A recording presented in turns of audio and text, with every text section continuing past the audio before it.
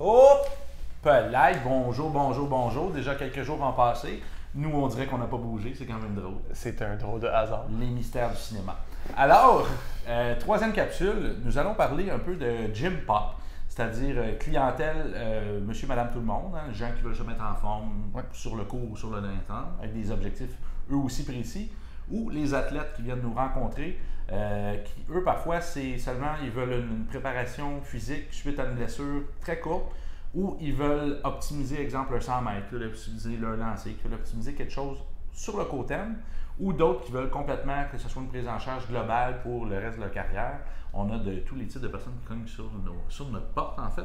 Tu en as eu, j'en ai eu. Je pense que ce serait intéressant d'en parler. Puis peut-être c'est l'approche que tu prioriserais pour... on avait parlé d'analyse au niveau du client, mais ça fait partie encore de la prise en charge des besoins de la personne. Des fois, est-ce qu'il y a une contrainte monétaire? Est-ce que la personne, c'est un commandite qu'elle veut? Quelle fréquence qu'on peut se permettre de s'offrir des commanditaires aussi? Hein? C'est quand même un point. On va peut-être pas trop aller là-dedans. Là. Ça ferait un bon sujet de live, par contre. Voilà. Ouais. Tout y aller. Parfait. Donc, pour moi, la distinction entre la population générale versus l'athlète. Donc, nous, ce qu'on va voir, c'est que chez la personne qui entre dans ton bureau, donc on parle de monsieur, madame, tout le monde. Okay. Ils viennent pour un besoin de perte de poids, de santé globale, mais ils n'ont pas le facteur temps. Oui, ils veulent avoir les résultats le plus rapidement possible, ça c'est normal, tout le monde veut tout pour demain. Hier? Ouais. Demain, c'est loin. Là. Pas hier. Je suis là. Mon travail là-dedans, ça va être de dire à la personne, nous, ce qu'on a comme travail devant nous, c'est, on en a pour 6 mois, on en a pour 1 an, on en a pour 2 ans. Puis c'est de dire la vérité à cette personne-là aussi.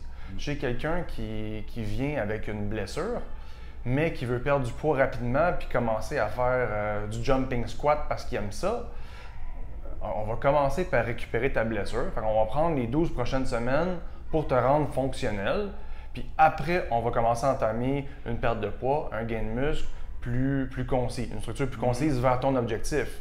Mais à ce moment-là, mon travail, c'est de lui dire « Parfait, ça va prendre ce temps-là pour gérer ton entraînement et ce temps-là, gérer ton alimentation. » Puis la majorité des gens qui travaillent, ils ont un travail de 40 heures semaine, 50 heures, 60 heures semaine, ils doivent s'entraîner, ils ont des enfants, ils ont une routine qui est très rigoureuse, qu'ils doivent respecter. Je ne peux pas leur dire « Travaille moins, fais moins d'argent, mais viens quand même me voir. » Non, c'est ça. Je peux Bien pas. dépenser. Fait que moi, je vais travailler autour du rythme de vie de cette personne-là pour l'aider, lui donner un objectif qui est réaliste et atteignable, puis lui donner les outils pour le faire. Si on va du côté athlétique, l'athlète, cette contrainte est différente parce que c'est pas moi qui décide du temps de travail, c'est l'athlète qui va devoir m'arriver avec un temps de travail, combien de temps que j'ai pour l'aider. C'est ça que je vais avoir comme information. C'est lui qui arrive avec des informations précises, en fait. Exact. Tu arrives avec, mettons, une préparation de boxe, par exemple. Là, ce temps-ci, je suis pas mal là-dedans. Puis, écoute, j'ai un combat dans 13 semaines. Donc, on a 13 semaines pour faire le conditionnement physique, gérer des petits inconforts au niveau structurel, puis une perte de poids pour tel combat. Bien, parfait. Moi, ma job, c'est de m'arranger qu'on atteigne tous les objectifs dans ce court laps de temps-là pour permettre la réussite et la victoire de ce combat-là. Puis, en parallèle à l'entraînement avec le head coach, le coach de conditioning, le coach de préparation mentale, Thérapeute, des fois. les thérapeutes, C'est pas puis les coachs techniques. Fait que là, maintenant, c'est une équipe qui travaille ensemble pour une et même personne. Donc, c'est pas tant une contrainte, c'est même une facilité parce que si je me retrouve avec un problème que je ne suis pas en mesure de régler, ben je vais faire appel à un de ces spécialistes-là qui va pouvoir faire ce travail-là. Donc ça, c'est la grosse différence majeure qu'il y a au niveau du travail avec un athlète et la population générale. C'est que, monsieur, madame, tout le monde, c'est moi qui vais pouvoir déterminer le temps que ça va prendre pour atteindre l'objectif. Pour l'athlète, c'est lui qui m'arrive avec le facteur temps. Puis c'est à moi de dealer avec ce travail-là, puis à lui dire oui, c'est atteignable ou non, ça ne l'est pas. Parce qu'il faut aussi dire la vérité dans les deux cas. Faut pas vendre du rêve, faut pas vendre une idée. Les gens, ils viennent nous voir, surtout chez Monsieur, Madame, tout le monde, là, ils viennent avec une image de changement, de transformation extrême en 3 mois, puis c'est ça qu'ils veulent, 3 mois, puis le prix pour 3 mois, ben des fois, ils ont de l'argent, puis ils sont prêts à le payer, mais c'est parce que ça reste pas plus réalisable, parce qu'on ne sait pas les paramètres de vie de la personne sur la photo. Puis ça peut être faisable dans certains cas, mais est-ce que la personne, elle travaille? Est-ce qu'elle est indépendante de fortune? Est-ce qu'elle a des enfants? Est-ce qu'elle a des problèmes de résistance à l'insuline? Est-ce qu'elle a des enzymes digestives convenables? Est-ce qu'elle dort bien ou est insomniaque? Est-ce qu'elle fait ce qu'elle aime dans la vie? Est-ce qu'elle va suivre le plan à 100% ou ça va être un 60%? Est-ce que ça, c'est les paramètres qu'on ne peut pas toujours gérer. Puis ça, habituellement, c'est pas dans des options miracles comme ça qu'on va savoir, c'est en rencontrant la personne, en faisant des suivis, puis en ressentant un peu je peux dire l'intégrité de la personne, peut-être pas nécessairement l'intégrité, mais on ne peut pas savoir si la personne va s'impliquer à fond dans son truc, parce qu'elle-même, elle vient de voir, souvent par référence, mais elle ne sait pas si elle peut te faire confiance à 100%, parce que tu n'y as pas prouvé encore qu'elle peut avoir son corps de rêve. Puis on vit dans l'instantané en ce moment, la gratification instantanée, les likes tout de suite dès qu'on fait une action, on n'a plus la valorisation autant du travail que ça existait auparavant. Oui, ça va être je pense que ça va être de connaître les limitations que cette personne-là a au quotidien. Fait que, si tu as quelqu'un qui rentre dans ton bureau, puis oui, moi j'aimerais ça faire une transformation, disons qu'une femme qui est en surpoids, qui pèse, disons, on va dire 260 livres, puis ma mesure 5 pieds 8, bien écoute, oui, elle est en surpoids, mais je veux une transformation de 3 mois. Ouais, mais on va commencer peut-être par limiter la quantité de boissons gazeuses que tu bois par jour. On va commencer avec ça. Donc, disons que si la personne boit 3 litres par jour de Pepsi, parce que ça arrive, si on coupe ça de moitié, puis on te fait manger plus de légumes, bien déjà là, est-ce que c'est un plan alimentaire strict? Non. Ça peut être strict pour elle dans son mode de vie. Ça peut paraître strict. Ouais. Mais encore là, c'est pas une demande qui est énorme. Il va y avoir une grosse détox de sucre. Oui. Mais si on coupe juste de moitié, on remplace par de l'eau, la vie est belle. On mange un peu plus de légumes, parfait. Le reste, on change absolument rien. On commence juste avec ça. Fait que déjà là, il va y avoir une amélioration.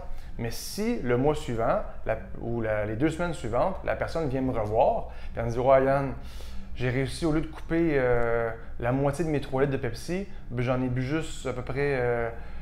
j'ai bu une canette de moins par jour, mais j'ai mangé quelques fruits de plus. » Bien écoute, je sais que le temps, ça va être beaucoup plus long à obtenir les résultats, mais elle va déjà avoir fait mieux que le mois précédent. C'est ça. Donc, avec ces gens-là, on va célébrer les réussites qu'on a en main. Plutôt que de leur taper sur la tête, célébrer cette réussite-là, puis donner-leur des trucs pour avancer un peu plus. Ça peut toujours aller mieux. Tant que ça va vers le mieux. Exactement. Puis, pour ce qui est de l'athlète, à ce moment-là, elle, on joue à Jandy parce qu'elle doit réussir, elle a un temps limite, puis si elle ne réussit pas, bien, elle perd sa bourse, elle perd son combat. Fait que c'est un peu plus important. À ce moment-là, on va être plus rigide, je te dirais, dans la structure pour le faire, parce qu'on a un devoir, nous, envers l'athlète, puis envers tous les gens qui travaillent avec elle. C'est ingrat, des fois, l'athlète. L'athlète, s'il y a quelque chose qui se passe pas bien, mais c'est toujours la faute d'équipe. Oui. Ça reste des humains qui ont peur de mettre la faute sur eux aussi. Absolument, c'est rare que l'athlète va faire « Ah, j'ai pas écouté lui, j'ai pas écouté lui, j'ai pas écouté lui », parce qu'en disant ça, il y a des chances de perdre son équipe aussi. Oui, bien je te dirais que ça va dépendre vraiment de l'athlète pour vrai. Ouais, c'est ça. Il y a des athlètes qui sont, j'en ai vu de toutes les couleurs, il y en a qui sont très ingrats, puis il y en a qui font un excellent travail, qui travaillent fort, puis qui me le prouvent à chaque jour, puis je les remercie encore de vouloir bien travailler avec moi puis de me permettre de faire partie de cette équipe-là. On les aime, eux. Oui, on les aime. On les aime parce qu'on a l'impression que là, c'est un partage.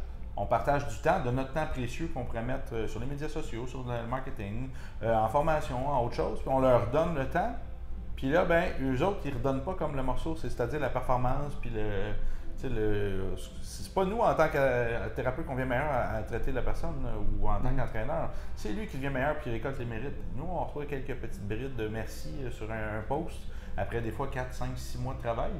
Mais tout ce qu'on fait, c'est pour ce moment-là. Puis si ce moment-là n'est pas atteint à cause d'un certain relâchement X, ben on n'existe pas dans l'équation.